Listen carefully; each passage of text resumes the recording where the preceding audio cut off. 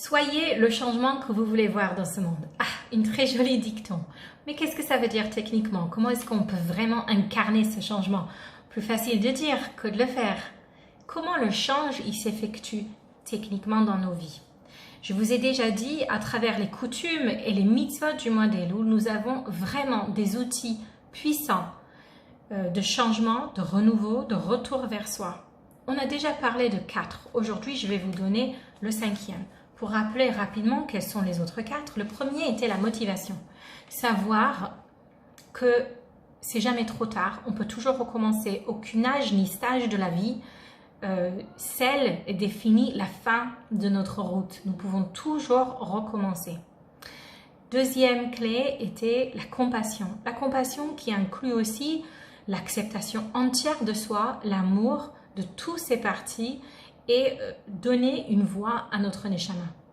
Troisième clé était le shofar, retour à notre véritable identité. Revenir à qui nous sommes et quelles sont nos véritables valeurs. Quatrième clé était vouloir. Reconnecter à travers la communication, dire que je veux, même s'il faut dire que je veux vouloir, mais reconnecter à travers la prière. La prière, c'est cette recommunication, retissage de liens entre moi et mon moi intérieur, ma neshama, mon Bouddha Hashem en moi. Je parle à moi-même, à mon neshama, ainsi que je parle à Hashem. Et aujourd'hui, on est au 5e clé, le changement. Comment est-ce que ça se fait? Pour cela, permettez-moi de vous raconter une histoire de Chelm. Alors, les histoires de Chelm, ce sont des blagues sur lesquelles j'ai grandi, puisque dans la communauté ashkénaze, nous blaguons souvent sur cette ville mythique de Chelm, où se trouvaient, selon ces histoires folkloriques, des hommes et des femmes extrêmement naïfs. Et ces histoires drôles font littéralement ce patrimoine de cette image mythologique de Chelm. Mais rien n'est plus loin de la vérité. Parce que Chelm, selon des œuvres qui étaient publiées, des commentaires sur la Torah, était évidemment une ville de grande sagesse et érudition. Alors, pourquoi est-ce qu'on a cette, je sais pas, tradition de parler comme ça de Chelm? Je n'en sais rien. Ce que je peux vous dire, c'est que ces blagues de Chelm, quand j'étais petite, j'en ai ri, j'en ris encore, mais aujourd'hui, je réalise toute la profondeur dans chacun de ces blagues. Je vais partager avec vous une de ces blagues de Chelm aujourd'hui. Cette histoire, elle s'appelle La lune qui a disparu. Et il commence avec une très grande réunion de comité des plus sages de Chelm. Et les sages se réunissent car ils ont un problème. Il y a une mitzvah de la Torah que les sages de Chelm voulaient à tout prix pouvoir accomplir, qui s'appelle Kiddush Levana, la bénédiction sur la lune. Une fois par mois, si le temps le permet et que le ciel est assez clair, un minyan des hommes, c'est-à-dire au moins 10 hommes, peuvent sortir, apercevoir la lune et faire cette magnifique prière qui consiste en d'autres. C'est une très belle prière qui dit que de la même manière qu'Hachem comble la lune et la remplisse, que on exprime cette souhait qu'Hachem il nous comble, il nous remplisse aussi en tant que peuple, qu'il nous ramène sur notre terre et réunit notre peuple et qu'on puisse danser devant la révélation de Dieu, c'est-à-dire devant le temple, de la même manière que nous dansons ici devant la lune. Très jolie prière. Et donc, les hommes de Chelm avaient un grave problème, c'est que les derniers quelques mois, le ciel était couvert et la lune était introuvable. Et comment est-ce qu'on peut passer comme ça de mois en mois sans pouvoir faire la bénédiction sur la lune? Une solution doit être trouvée. Et après, comme l'histoire le raconte, 7 jours et 7 nuits de délibération, finalement, ils ont trouvé la très grande percée. Et oui, ça va être un tonneau de borscht. Alors borscht, pour celles qui ne connaissent pas, une boisson onctueuse, sucré-salé de betterave, vous pouvez le remplacer avec quelque chose de vos souvenirs d'enfance. Ça peut être la citronnade tunisienne, peu importe. C'est une boisson qui est très bien connue par mes amis ashkénazes. Alors le borscht étant un jus qui est cuit et qui peut tenir longtemps, c'est quelque chose qui peut perdurer dans le temps. Ils vont remplir un tonneau de borscht. Écoutez bien, ils vont poser ce tonneau de borscht dehors, la nuit, une nuit où le ciel est dégagé. Ensuite, ils vont capturer la lune dans le tonneau de borscht, puisque tout le monde sait que quand il y a un tonneau ouvert, une nuit claire, on voit la lune dedans. Donc, ils vont attraper la lune à l'intérieur de ce tonneau de borscht. Ensuite, ils vont clouer le tonneau avec des clous imbattables. Et comme ça, le premier mois qui passe sans un nuit dégagée, ils vont avoir l'opportunité de rouvrir ce tonneau de borscht et de sortir la lune coûte que coûte pour faire Kiddush Levana. Eh bien, aussitôt dit, aussitôt fait, ils ont rempli ce tonneau de borscht grâce à tout le travail de toutes les belles pieuses femmes de Chelm qui ont cuit cette énorme quantité de borscht. Et ils ont capturé la lune dedans. Tout le monde a constaté que la lune était bel et bien à l'intérieur de ce tonneau de borscht. Ils ont cloué le tonneau, confiants que la lune sera toujours à leur côté. Jusque, comme vous pouvez le deviner, le mois d'après, le ciel était couvert et quand ils ont ouvert le tonneau de borscht, surprise, surprise, la lune s'est échappée. Voilà mes amis, l'arôme, le goût de ces blagues de Chelm sur lesquelles j'ai grandi. Alors, rigolez si vous en voulez, mais cette histoire-là est tellement parfaite pour ces jours d'Elul et en général pour tous les moments de la vie. Des moments d'inspiration, un cours extraordinairement motivant que vous avez entendu, un livre passionnant, captivant que vous avez fini d'un coup à la suite duquel vous avez dit « ma vie sera jamais pareille ». La naissance d'un enfant qui vous a rempli d'envie de changer profondément. Un nouveau départ, une nouvelle maison, vous dites ici, il n'y aura jamais de pagaille. Peu importe quel renouveau vous vivez, il y a toujours ce sentiment par la suite de « je vais clouer cet moment pour l'éternité et je ne sais pas comment la lune, elle s'échappe. » Rabbi Shneur Zalman, en parlant du mois d'Elul, je reviens toujours et encore à cet enseignement du mois d'Elul parce qu'il est tellement riche. Il nous dit qu'il y a des moments dans la vie où Dieu il va nous éclairer. Il y aura un sentiment de lumière. Un sentiment de lumière, ça peut être un moment de « ah, j'ai compris, j'ai capté ». Un grand changement de paradigme, un moment où tout devient clair. Un moment d'inspiration, un moment de lumière peut être un moment de motivation où on sent illuminé d'énergie de l'intérieur. Un moment où on se sent connecté, relié à qui nous sommes et tout d'un coup, c'est plus clair qui on devrait être. Le problème avec la lumière, c'est que c'est quelque chose qui vient et qui part. Sauf si tu sais comment créer un tonneau pour le tenir.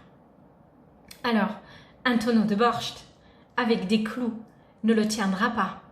Mais à chacun d'entre nous de créer un keli. Un keli en hébreu veut dire le vaisseau, le contenant, le réceptacle pour tenir cet amour qui est présent aujourd'hui en mois d'Elul.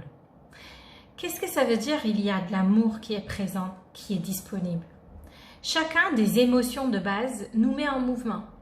L'émotion qui nous rapproche, c'est l'amour. L'amour, c'est quelque chose qui va faire en sorte que on soit curieux à découvrir encore.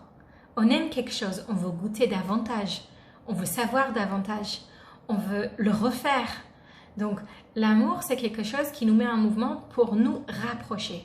Si le mois d'Elul est un moment où on se rapproche d'Hachem, Hachem se rapproche de nous, le roi est dans les champs, ça indique que l'émotion qui est en jeu là, c'est de l'amour. Il y a une abondance d'amour d'Hachem qui va avoir une réciprocité dans mon cœur, qui va faire appel à l'amour qui est dans mon cœur et qui me donne envie de bien faire. C'est pas étonnant alors que toujours avant Rosh Hashanah, on est tous saisis par une envie de mieux faire. C'est la réciprocité de l'amour d'Hachem qui jaillisse à l'intérieur de notre Neshama. La question, c'est comment je peux faire un keli, une réceptacle pour tenir cette lumière dans les mois où le ciel sera couvert. Et nos coutumes de mois d'Elul, comme toujours, en ont la réponse. Les 3 piliers sont des outils pour tenir cette lumière. La première, c'est d'en parler. L'amour, elle s'entretient avec la communication, avec l'approfondissement, c'est-à-dire la prière.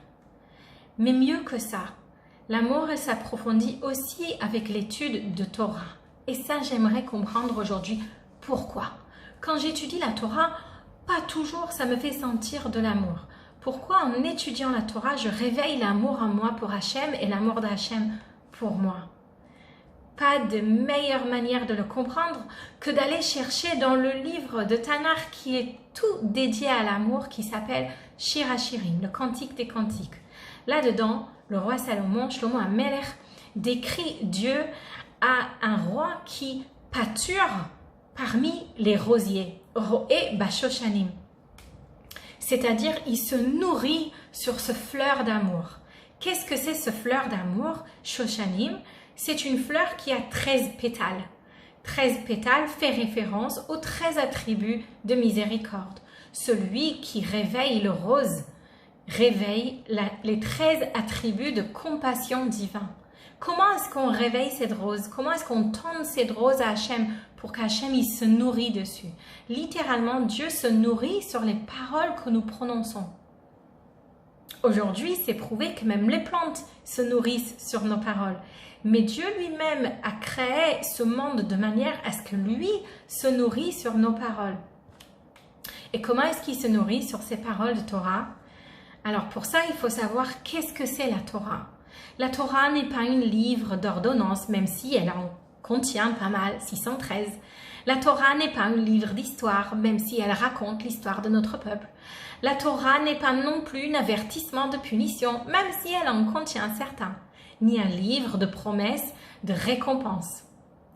La Torah est la manifestation, c'est-à-dire c'est la mise en écrite, c'est la mise en bouteille du désir d'Hachem. C'est le Ratzon Hachem mise en parole.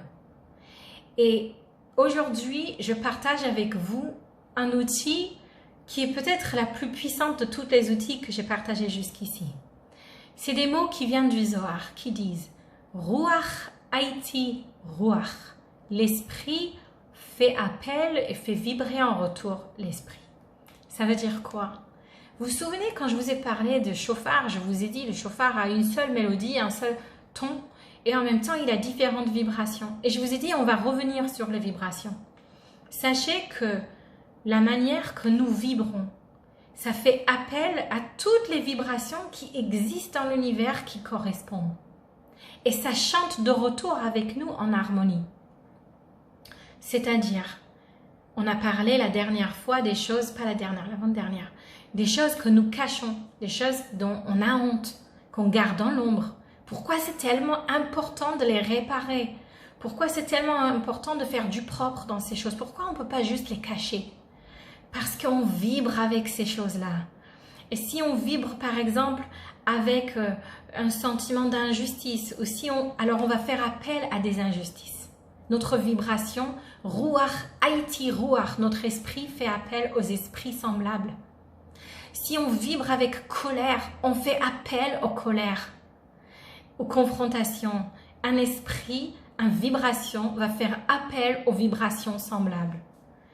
Quand je lis les paroles qui sont les mots de désir d'Hachem, de ce qu'Hachem il veut, je réveille le désir d'Hachem, c'est-à-dire la compassion divine.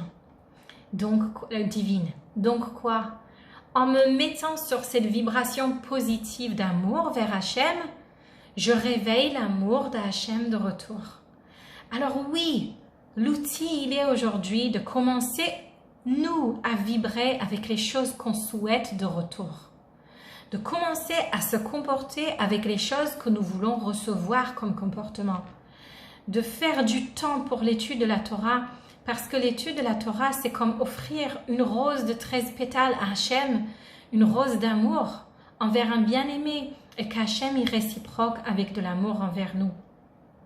Et ça, mes amis, c'est la force de l'étude de Torah et la raison pour laquelle c'est un des piliers des changements dans le mois d'Elul. Quand on sera devant un moment propice, peu importe, à travers notre vie, au cours de notre vie, on va nous dire, on peut renforcer ces 3 piliers. Donner de la tzedaka, rajouter des prières et faire des cours de Torah. Maintenant, vous savez tout l'enjeu qu'il y a dedans. Mais je veux rajouter encore une autre dimension. Avant que Moshe Rabbeinu, Moïse, quitte ce monde, il répète des paroles encourageantes et motivant à son peuple. Des mots pour les réveiller à faire Teshuvah. Une des fameuses phrases de Teshuvah de Moshe Rabbeinu envers le peuple, quand ils ont fait une grande faute, était le verset suivant. Il a dit « Bamidbar hazeh » Cham, dans ce désert, ici, là-bas, vos corps cesseront de vivre. Yitamu, vos corps, ils cesseront de vivre.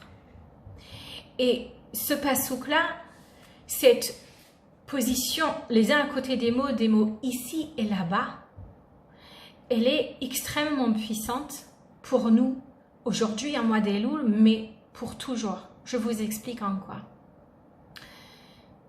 Il y a des moments où notre vie, on a l'impression que la vie, la passion en nous, elle cesse de vivre. Elle cesse de vivre parce qu'il y a un sentiment de là-bas. On peut avoir un sentiment de ici, de vibrer avec toute l'intensité et l'importance de la chose. Ça résonne avec moi. Ça sent le émet, ma vérité. Et il y a des moments où je me sens justement loin de tout ça, indifférente, c'est pas moi. Il y a un sentiment parfois de ici et parfois un sentiment de là-bas. Eh bien, la manière de sentir ici, de rectifier ça, ces mots d'encouragement de Moshe Rabbeinu, c'était quoi? Dans ce désert d'indifférence, vos corps, ils peuvent cesser de vivre si vous sentez que vous êtes là-bas. Mais vous pouvez le changer avec un ressenti de ici.